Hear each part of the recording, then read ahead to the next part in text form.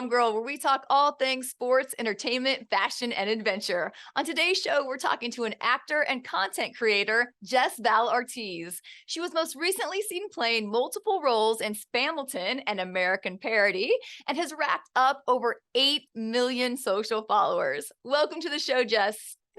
Thank you for having me. This is so fun. I'm so excited to be here. Well, I'm so excited to have you. So thanks for taking the time to chat with us. Absolutely.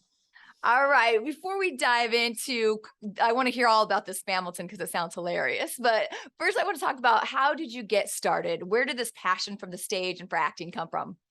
Yeah, so I was about 5 years old whenever my sister, she was actually involved with plays and musicals before I was, and she did like a local show. I think she did like The Wizard of Oz, and I was like, oh my gosh, that is so cool. I want to be in it, but I think you had to be like 6 or 7 years old to join. So I was like a year too young. So I was like, next year I'm gonna do that. So my sister and I did it together, and I was like, oh my gosh, this is amazing. We did Oliver. I don't know if you know that Oh, yeah. but we were little workhouse boys. And so it was such a great, wonderful, like bonding experience for my sister and I. So we did it together for like several years. And then once she was getting a little bit older and like hitting middle school, high school, she like didn't do it as much because she was like, I'm not taking it as seriously as like you are. And so she stopped, and then I did it like way more like competitively. I did like singing competitions, pageants, and more, musicals growing up. So I was just like way more like, I was deeply invested in it, like basically my whole life. I actually majored in musical theater in college. I went to Penn State University for that. So it was like such an amazing, experience that I've had, like being able to do like all these shows. Like I've probably been in like maybe almost 100 shows like in my whole entire life up to this Wow. point. So it's, I would usually do like between 3 to 4 shows a year. And then I would also do like little cabarets and stuff. So if you add those and the singing competitions, like it's about probably around 100 Yeah. performances. So it's it's been really, really um challenging for sure. Especially like growing up, it was like it's always been like very competitive. I don't think people like realize how competitive it is. But then like Glee came out and everyone was like, oh my gosh, like this is crazy. I don't know if did you ever watch Yeah. Glee? Mhm. Yeah, it's a little nuts. So it's actually not that far off from reality, but it's something that I still do on top of content creating. Like you said, I was just in the national tour of Spamilton, and I was on the tour for 5 months.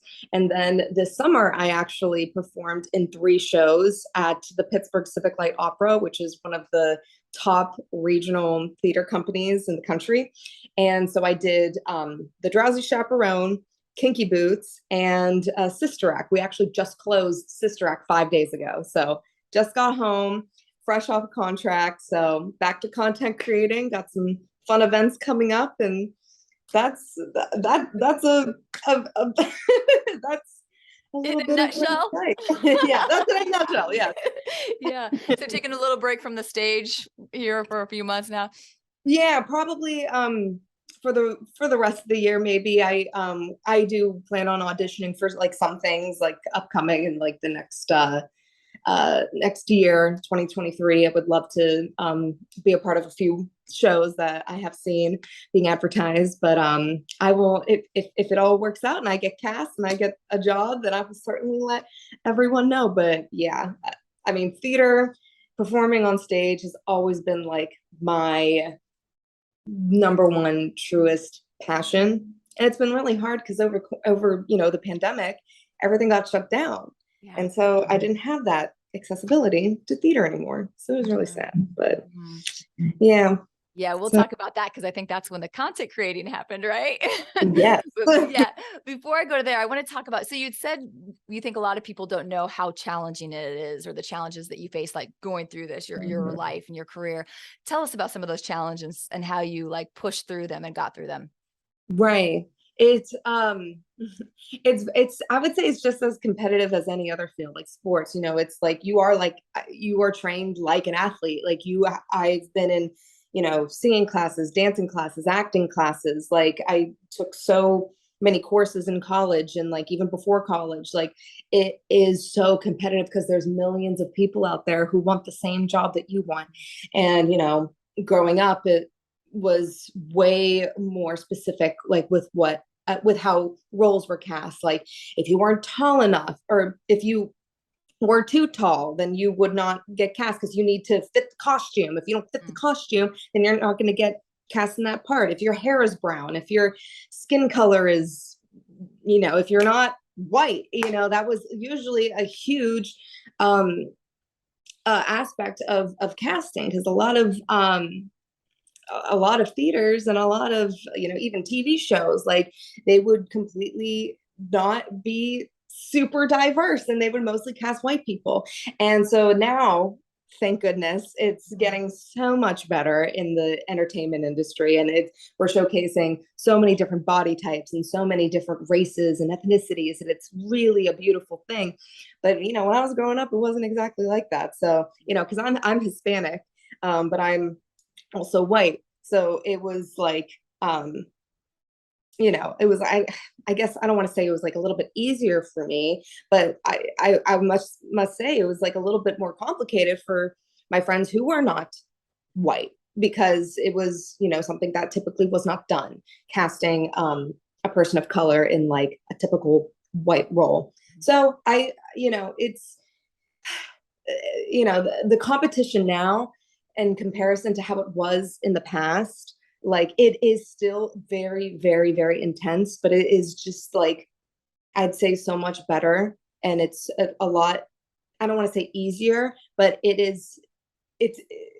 heading in the right direction when it comes to casting, because of all the different kinds of people that we're putting on the stage, which I think is like such a beautiful thing. Mm-hmm. How do Mm-hmm. you prepare for an audition to try to like set yourself above everybody else and get picked?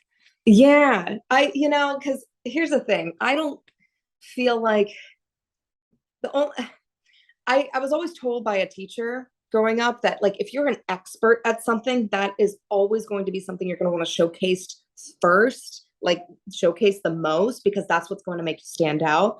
I always tried to make myself well-rounded in everything. I always felt most comfortable like singing and acting, but I I knew that the thing that would make me stand out was not my voice, not my acting, but like my goofiness and my comedic timing and, you know, my choices that I would make that way.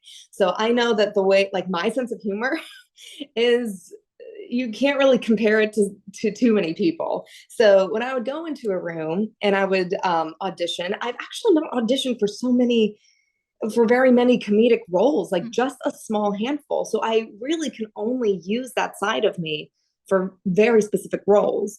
So it kind of does like suck a little bit when I go into audition, because I can't show that part of myself that I feel like I am an expert at, something that I do feel like the most comfortable, because like comedy to me, that feels like that's what it is. I could go into a room and I could make people laugh.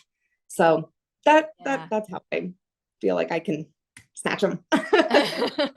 And what have you done? I know you said you took all kinds of dance, vocal. Like, what are some of the training and classes and or workshops, things that have really helped you get your skill set? Yeah.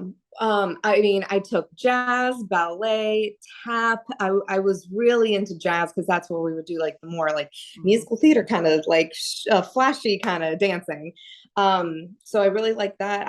I've always had like a voice teacher growing up, and then I went to college. I had a voice teacher who literally transformed my voice, and it was amazing. And but whenever I was in high school, I did an intensive at the Joffrey Ballet. And so I don't know if you've heard of them, but they are like the most like elite like ballet company in the country. And so they added a new musical theater intensive to their workshop over the summer. So I went and I did it. So not only did I get the very intense dance training, but I also got musical theater training where I trained with like people who were in current Broadway shows, and they would just come and each of them would spend an hour teaching us. And then so we would have just like so much to learn. And so that was like a really memorable, amazing experience that I had, because that was the first time I was like really working with real Broadway performers. I was like, Yeah. like, you can't get better than this. Yeah. And then, even this summer, like the people that I was in all these shows with, the Kinky Boots and the Sister Act and the Drowsy Chaperone, almost more than 50% of the cast, like they've been in tons of Broadway shows and have won, some of them even won Tony Awards. Like they are real, like I'm so thankful for like where I am now and like the level that I have gotten up to. Cause, just, 5 years ago or 6 years ago when I was doing this intensive at the Joffrey Ballet, like I would have never have thought that like Yeah. I would be where I am today working with these amazing people. So it is wild. Yeah. And how do you think you got there? Like, was there anything that like propelled your career to take that jump, or was it just bit by bit, or how'd you do it? You know what? I've always just been so like insanely viciously passionate about it. I feel like that is why like I was put on this earth, was to be an actress and to perform and to be on stage, because every time I hit a stage, no matter what I'm doing, no matter what role I'm performing in, like that is where I feel home. And that is where I feel the most powerful, the most relaxed, the most amazing feelings ever. So, I really just think that my love for it has, gotten me so far. I mean, it takes more than just passion and love. I mean, you also have to work towards it. I didn't have much of a social life in high school because like I would after school, I would just go to my classes like 5 days a week. I would barely go to football games. I would barely go to, I didn't even go to my prom because I was doing a show.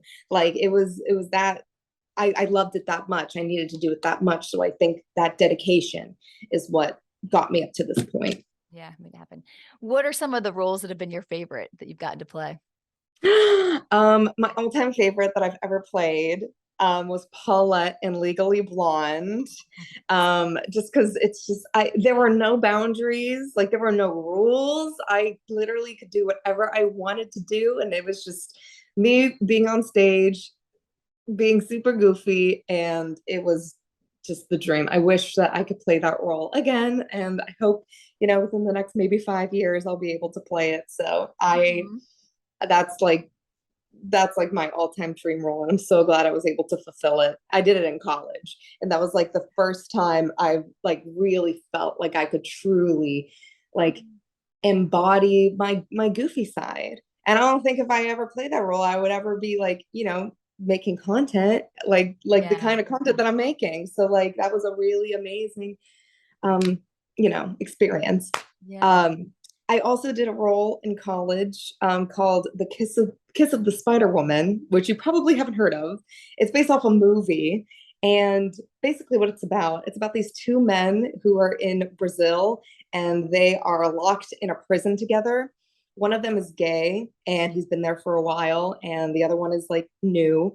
And so the gay character, his name's Melina, he ends up like falling in love with the new inmate, Valentine, I believe is his name. And so they're basically just like bonding over like during their time together in this cell, and they're trying to pass the time. So Melina's telling Valentine all these stories and all these stories of how he would go to the movies with his mother because she worked there, and so that's where he basically lived as a kid. And so he would see all these movies starring the Spider Woman, who her actor name was Aurora. And so that was me. So he would skip to a fantasy thinking about her, and then like I would come out and do this like huge production number because I would represent like their fantasy of thinking of like not being like in prison. So Mhm.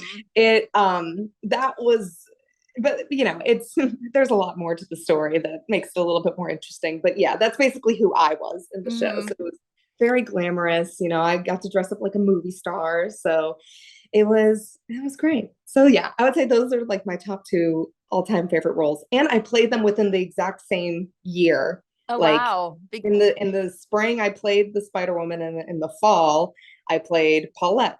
So that was very a A good good year. year. Yeah. Yeah. Well, tell me about this Spamilton now, because it sounds like it's just hilarious. So I want to hear a little bit Yeah. about this. Yeah, I was on the tour for 5 months. It was a really um exciting time, being on tour. I actually started the show back in 2019, the Pittsburgh CLO, where I was this summer. They actually put on a cabaret version of the show, Spamilton, and so I covered the main girl. So there were literally just two of us, two women in the cast. So it was the main girl, and then I covered her. So and I went on like a ton, which was really great. Because it was like a 4 month contract. Anyways, so that's how I started. And then I went back to school, and then COVID happened. And then after COVID happened, then I went on tour. So it's basically a parody of Hamilton. And there's only 5 characters in the whole show, and they represent all of the characters in Hamilton, but they also tie in other Broadway shows from, all across the board. And so it's not just a Hamilton parody, but it's also a parody of, we parody Wicked, and we parody Cats, and we parody Phantom of the Opera. So tons of shows are incorporated within the parody. But it is really just so goofy. Like you said, I played so many different characters, but like as myself. And so I would embody Bernadette Peters and Barbara Streisand and the girls in Hamilton, the Philippa So and Renee Elise Goldberry and Jasmine. And so it was just like really, it was so wild every night. It was never a boring experience, and I will always be very, very grateful for that experience. It was great. It sounds so challenging playing all those different roles. So yeah. Oh, How do you feel when you're up on stage and they're laughing and, you getting the crowd into it? oh my gosh. I like there's just like not a better feeling. Like it was really hard coming home from Sister Act doing that show. Uh we closed on Sunday. Whenever I was coming home on Monday, I was just like, I mean, I did feel like I could breathe because it is a lot of craziness, but I felt a little sad and a little bit depressed, not gonna lie, because I don't know the next time I'll be in a show. I would love to be in a show, hopefully within the next 6 months, because that's just like what I feel like I was born to do, is just like be on stage. It's and when I'm not doing it, I'm just thinking about the next time I'm going to do it. So it's really great. Was there ever a time that you got nervous to be on stage or anytime you had any sort of stage fright, or you just always like, nope, bring it on? Yeah. Oh, yeah, for sure. I usually get nervous opening night of a show is when I'll be like the most, blah. But I always feel the nerves before I go on. Once I hit the stage, I'm like, okay, I feel good. Like this is Okay. fine.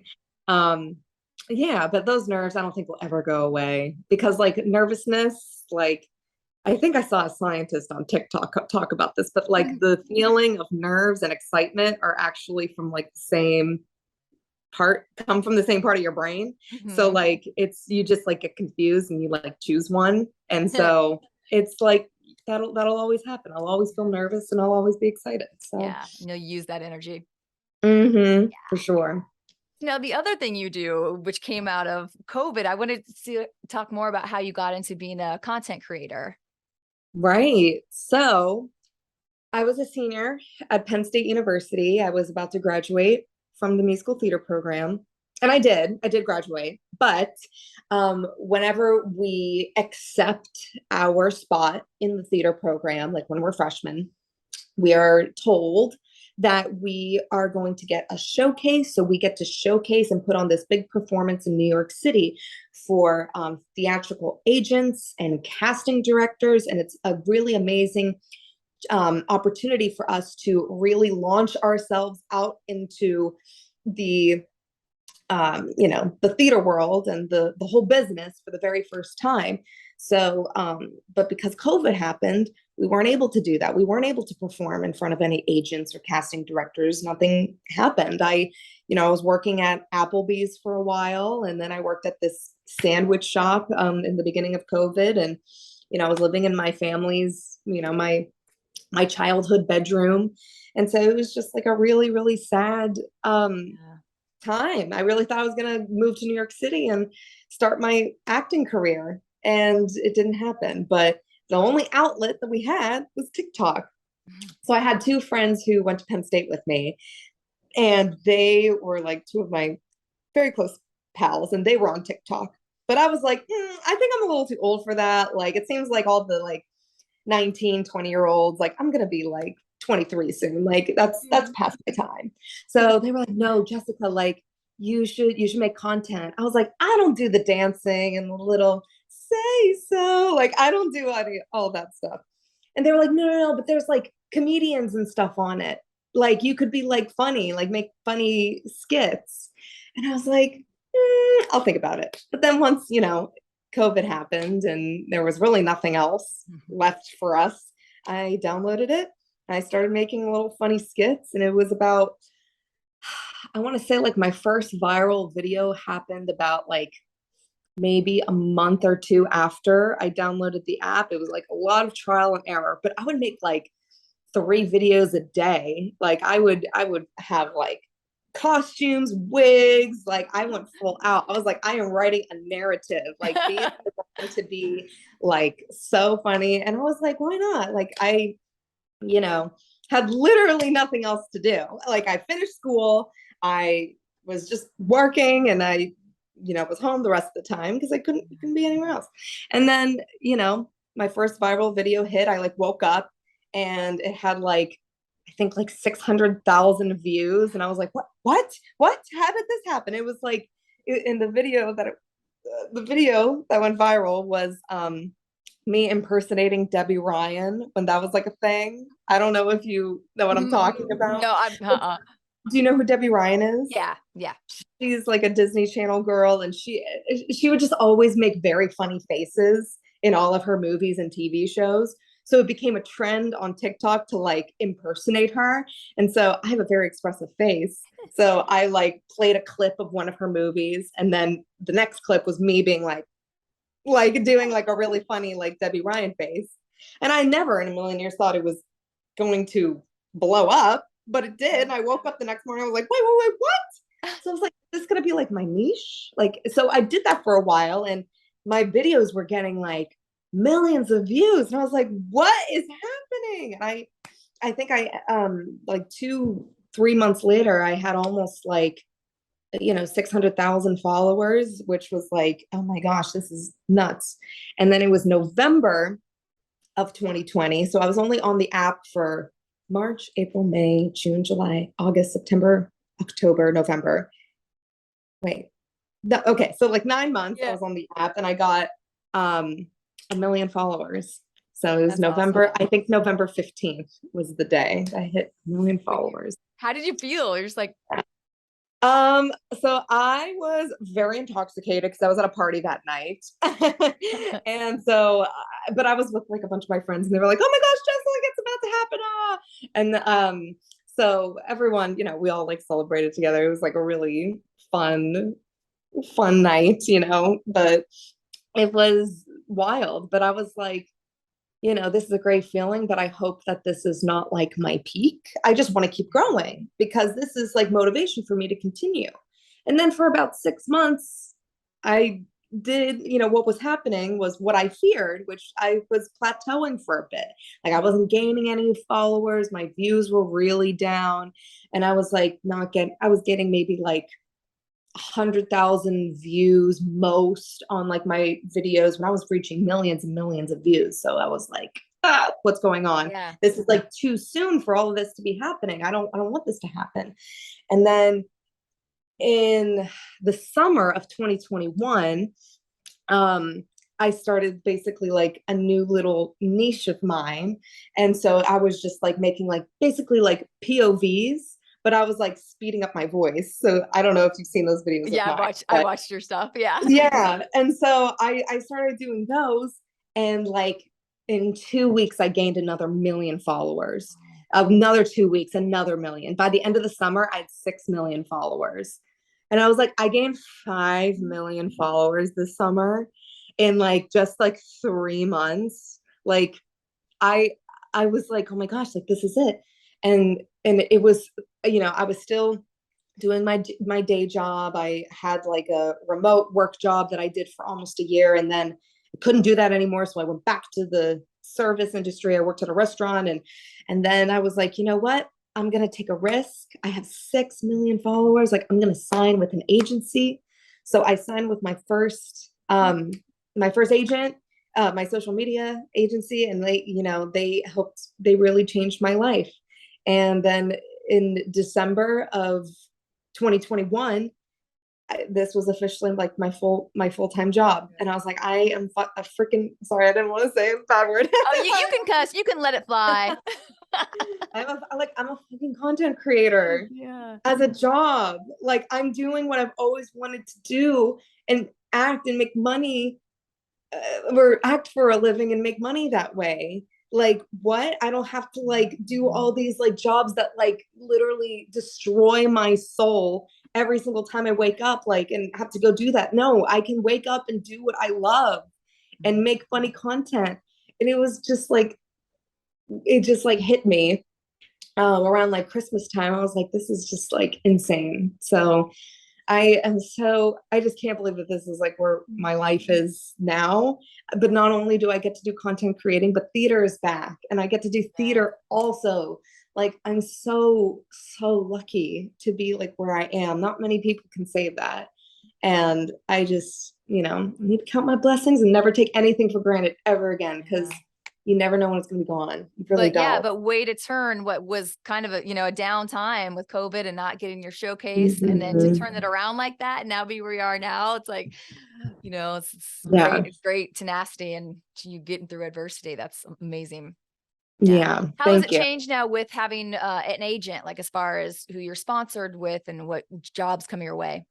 Right. Yeah. I mean, they help me connect with so many brands, and that's really like the financial aspect of things have been what's like been able to change my life. And I got to move out of my really crappy Pittsburgh apartment, and I now have this beautiful home in DC. And I live with my boyfriend now, and it's something that is something that I don't have to like just worry about anymore, is like the financial aspect of things. And um I just got my first opportunity. I've always wanted to walk a red carpet, and this weekend I actually got invited to the VMAs.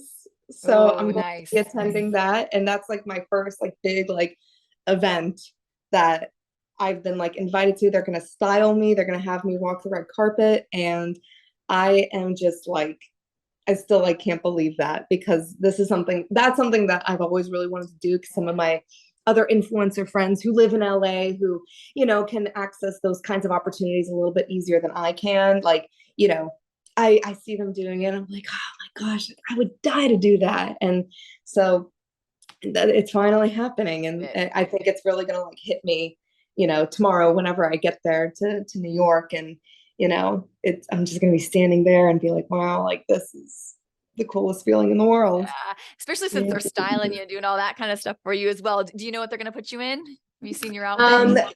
So I have a meeting tomorrow with my stylists. I have never said that before. My stylists. And, and we're just going to like kind of hand pick some stuff. They did send me like an inspiration board. So their colors are red and black, which are very bold, little scary colors, but I love those colors, and I think that I might be a little bit intimidated at first to wear them, but I think it's going to be great. And so the brand that I'm representing, this will all be posted by like Monday, so I can say this. The brand is Cinnamon Toast Crunch. So nice. They have this new flavor of Cinnamon Toast Crunch coming out, called Cinefuego Toast Crunch. Oh. And so it's like spicy, and it's very yummy. I did try it. And so I'm like representing like the new spicy flavor of Cinnamon Toast Crunch. How fun. Yeah. That's awesome. Good for you. I'll be posting some pictures on my Instagram. I will look out for those. Right. Thank you. How do you think you found how to get those numbers up? Like, what would you say about the TikTok audience, and what resonates with them, or what videos do well? I mean, here's the thing. I'm almost 25. I'm going to be 25 in just a couple of months.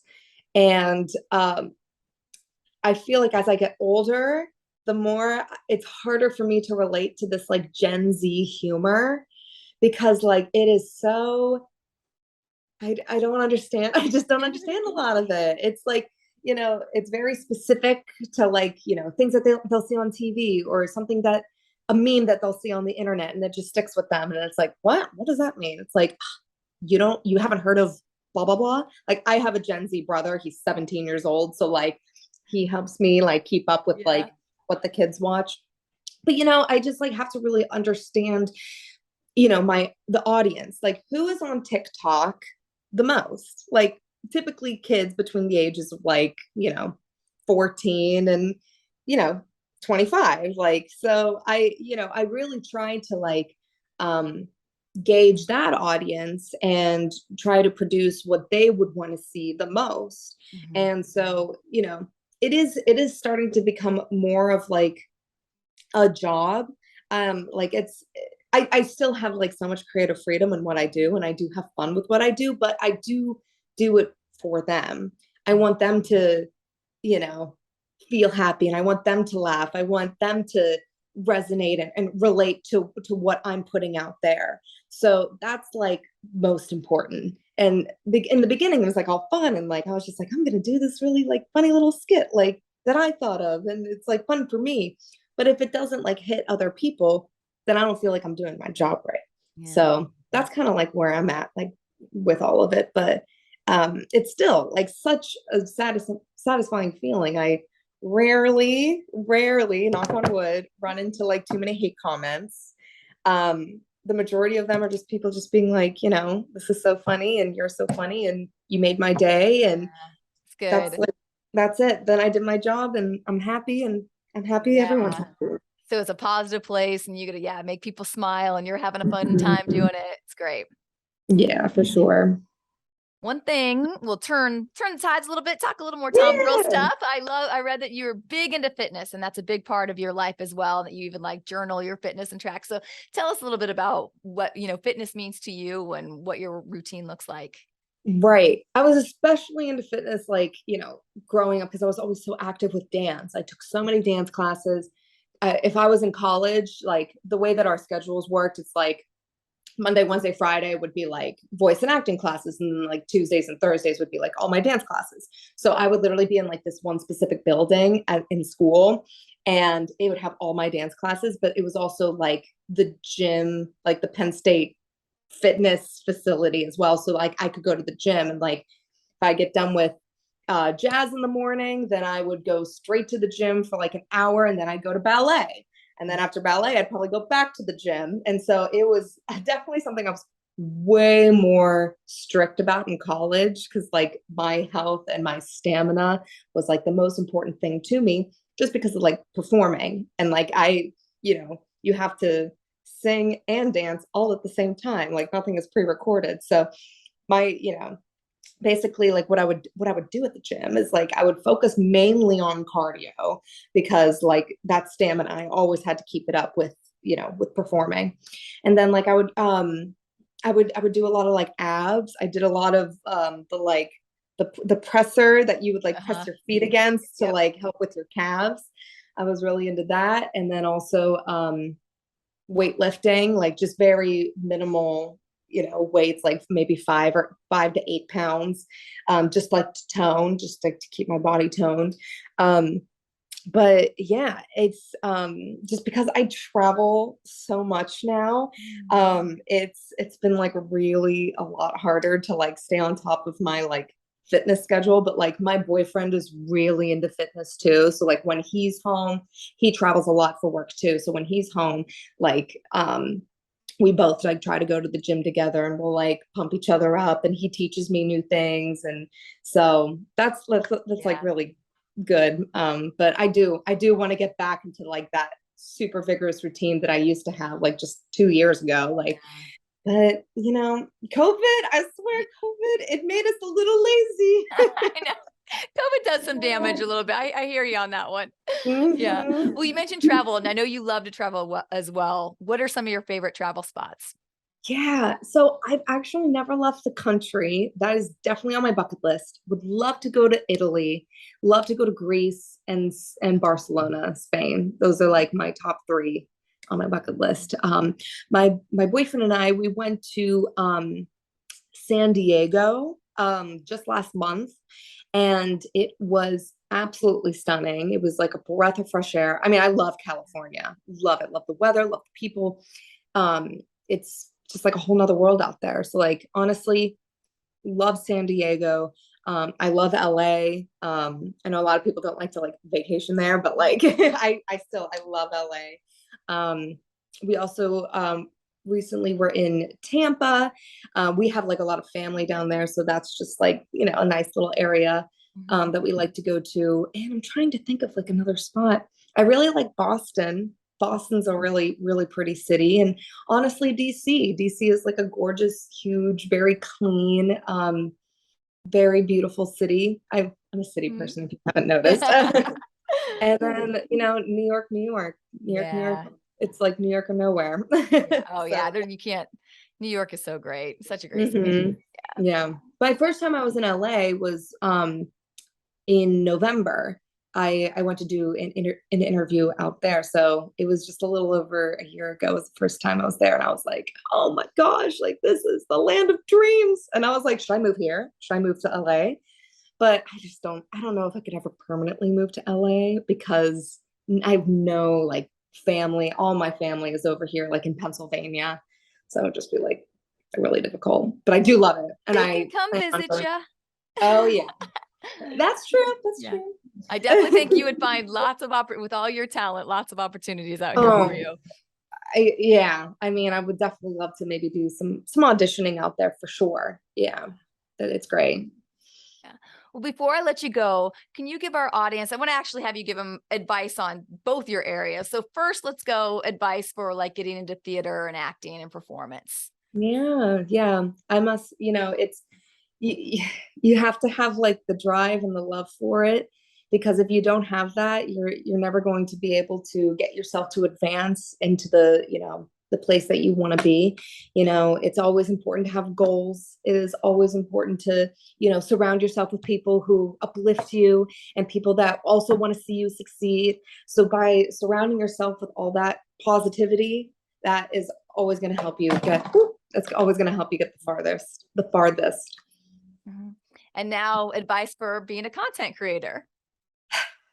Always make time for your mental health because, you know, these things, I mean, they're great and they're fun and they're cute, but it can be a lot.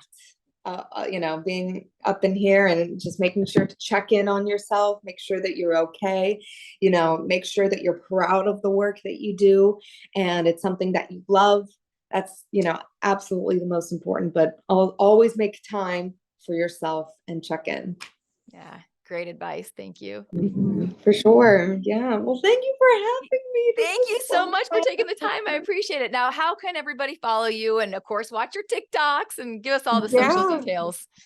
Literally all my platforms. I'm on mostly Instagram and TikTok. I post every single day at Jess Val Ortiz. So yeah, if you want to see daily content, go there. I do have some content on YouTube. I'm not too good about publishing a lot of stuff on there. I need to hire like an assistant for YouTube because it's hard. It's a lot, right? To manage all these social different environments time wise. Yes. But I do have some cute ones up on YouTube. So if you want to watch it, go ahead. It's the same thing, just forward. Cool. So. Yeah, thank you so much. I'm so happy to do this. Really you're so great and you just have such great positive energy and just such a big gorgeous smile. You're such a pleasure to talk to. So I appreciate you taking the time. You too. This is great. You and know, I'll be waiting to see what big, you know, Broadway show you're going to be in. So, you know, it'll be coming. It'll be coming. Thank you.